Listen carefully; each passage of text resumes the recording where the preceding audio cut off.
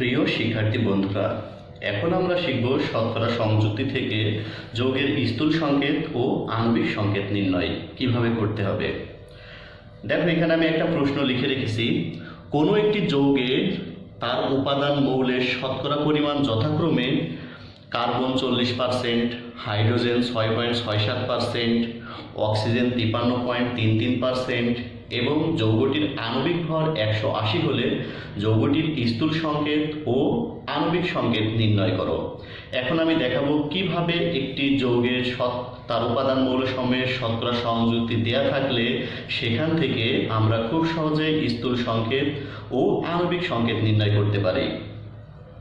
তাহলে প্রথমে আমার দেখতে হবে যে যৌগটির শতকরা সংযুক্তি দেয়া আছে সেখানে বা তার মধ্যে অন্য কোনো মৌল আছে কিনা সেটা আমি কিভাবে দেখব। যেই শতকরা পরিমাণটা দেওয়া আছে সেইগুলো সবগুলো যোগফল যদি 100 হয় তাহলে বুঝতে হবে যে এই যৌগটির ভিতরে অন্য কোনো উপাদান মৌল নেই।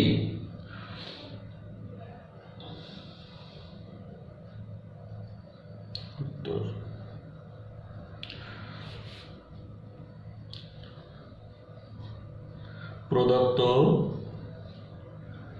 শতকরা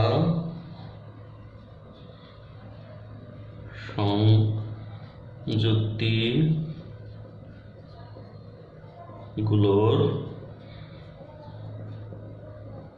যোগফল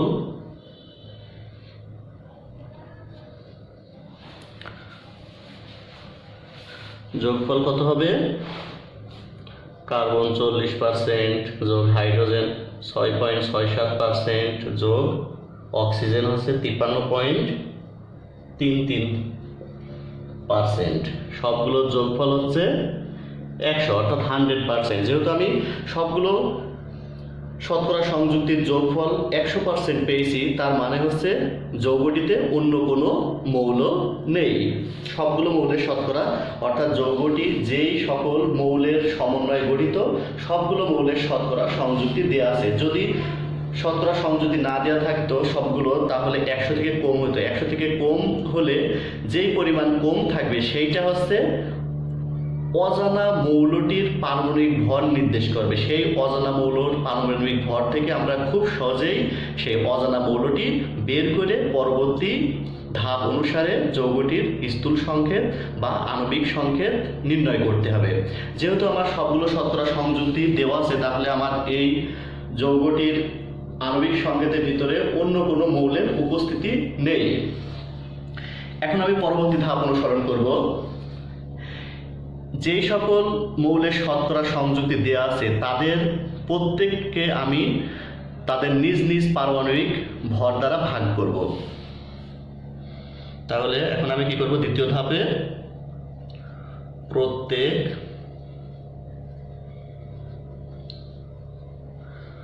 মৌলকে তার নিজ নিজ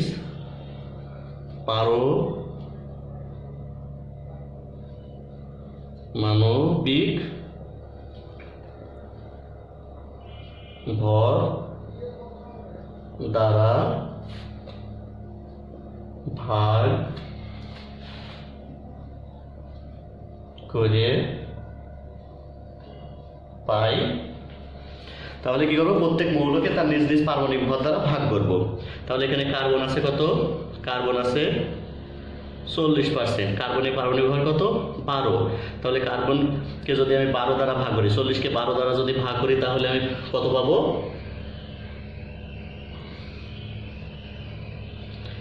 3.33। হাইড্রোজেনের শতকরা সংযুক্তি দেওয়া আছে কত? 6.67। হাইড্রোজেনের পারমাণবিক ভর কত?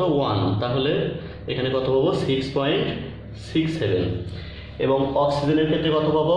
অক্সিজেনের পারমাণবিক ভর শতকরা সংযুক্তি দেওয়া আছে 53.33। অক্সিজেনের পারমাণবিক ভর কত? 16। তাহলে এটাকে যদি আমরা ভাগ করি তাহলে কত পাবো? 16কে 53 দ্বারা ভাগ করলে 3.33। দেখো আমি প্রত্যেক মৌলকে তার নিজ নিজ পারমাণবিক ভর দ্বারা ভাগ করে যে সংখ্যাগুলো পেয়েছি সেগুলো হচ্ছে কার্বনের ক্ষেত্রে 3.33, হাইড্রোজেনের ক্ষেত্রে 6.67 এবং অক্সিজেনের ক্ষেত্রে 3.33। এখন প্রাপ্ত ভাগফলগুলোকে ক্ষুদ্রতম ভাগফল দ্বারা ভাগ করব। এর ভিতরে ক্ষুদ্রতম ভাগফল কোনটা? 3.33। প্রাপ্ত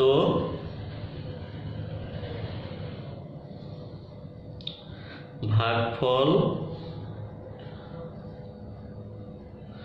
গুলোকে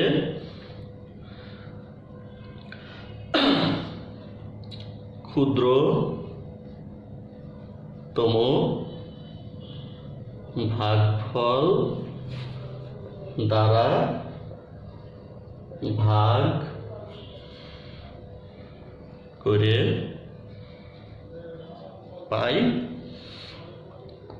তাহলে কার্বনের ক্ষেত্রে 3.33 ভাগ 3.33 সমান 1।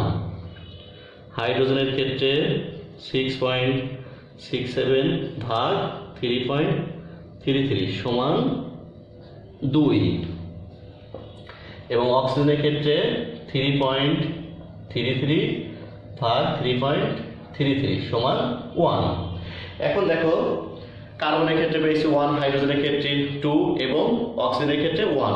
তাহলে এখান থেকে আমি খুব সহজেই এই যে অজানা যৌগটির স্থূল সংকেত নির্ণয় করতে পারবো। তাহলে অতএব যৌগটির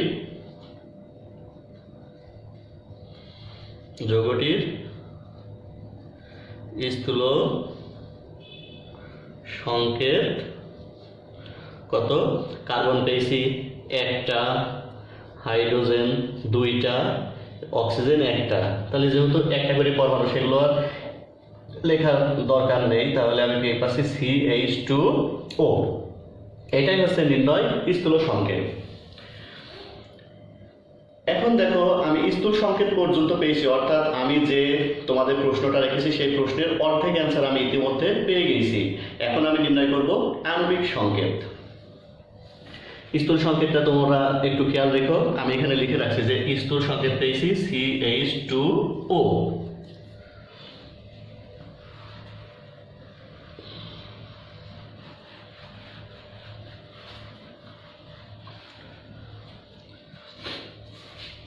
স্থূল সংকেত আমরা কত পেয়েছি? CH2O।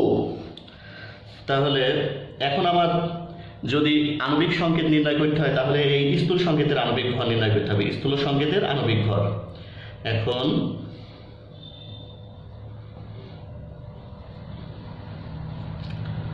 স্থূল সংকেতের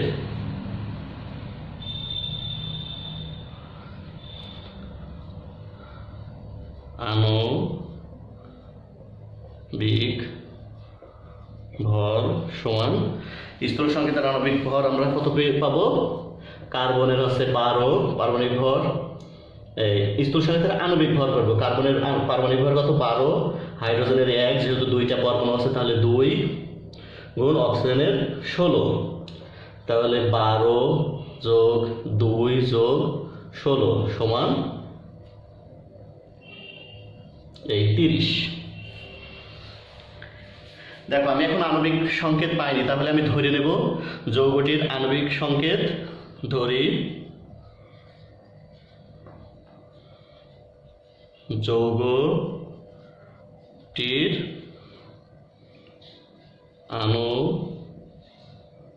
আণবিক সংকেত CH2O ইন্টু এই N। এখন যদি আমরা এই N এর মানটা বের করতে পারি তাহলে খুব সহজে আমি যৌগটির আণবিক সংকেত নির্ণয় করতে পারবো। তাহলে আমরা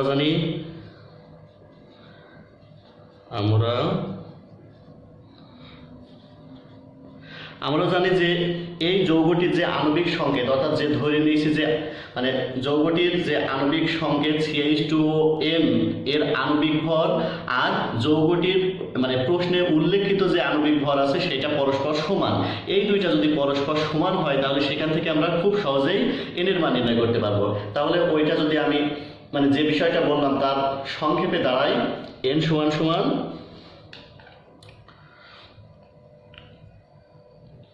প্রশ্নে উল্লেখিত যৌগটির আণবিক ভর দেওয়া আছে 180। অবশ্যই যদি কোনো যৌগের শতকরা সংযুতি থেকে স্থূল সংকেত এবং আণবিক সংকেত নির্ণয় করতে হয়, বিশেষ করে আণবিক সংকেত নির্ণয় করতে হয়, তাহলে যৌগটির অবশ্যই আণবিক ভর প্রশ্নে উল্লেখ থাকবে। যদি প্রশ্নে আণবিক ভর উল্লেখ না থাকে তাহলে অবশ্যই বাষ্প ঘনত্ব উল্লেখ থাকবে। যদি বাষ্প ঘনত্ব উল্লেখ থাকে তাহলে আমরা খুব সহজেই সেখান থেকে আণবিক ভর নির্ণয় করতে পারবো। বাষ্প ঘনত্ব আণবিক ভর সমান সমান কি? আণবিক ভর সমান ডি গুণ 2, অর্থাৎ বাষ্প ঘনত্ব গুণ 2। বাষ্প ঘনত্ব যদি দেওয়া থাকে তাহলে বাষ্প ঘনত্বকে 2 দ্বারা গুণ করলে হবে আণবিক ভর।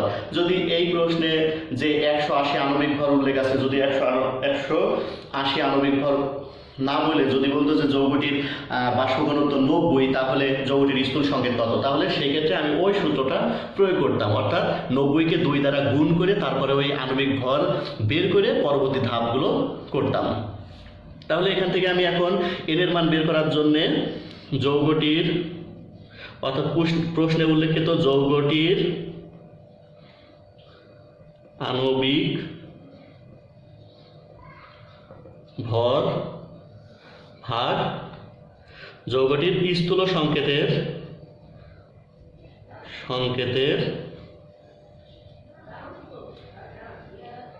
আণবিক ভর। দেখো যৌগটির আণবিক ভর কত দেওয়া আছে? 180, আর স্থূল সংকেতের আণবিক ভর কত দেওয়া আছে? আমরা বের করেছি কত? 30। তাহলে 180কে যদি 30 দ্বারা ভাগ করো তাহলে কত পাবো? 6। দেখো n এর মান পেয়েছি 6, তাহলে যৌগটির n এর মান আমরা কত পেলাম? n এর মান পেলাম হচ্ছে 6। n সমান কত পেয়েছি এখন? অতএব n সমান আমরা 6 পেলাম। তাহলে অতএব যৌগটির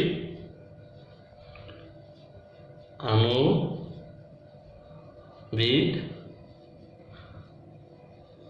সংকেত সমান CH2O। আমরা যেইটা ধরে নিয়েছিলাম সেটা লিখলাম।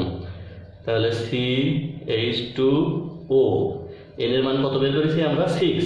তাহলে C6H12O6।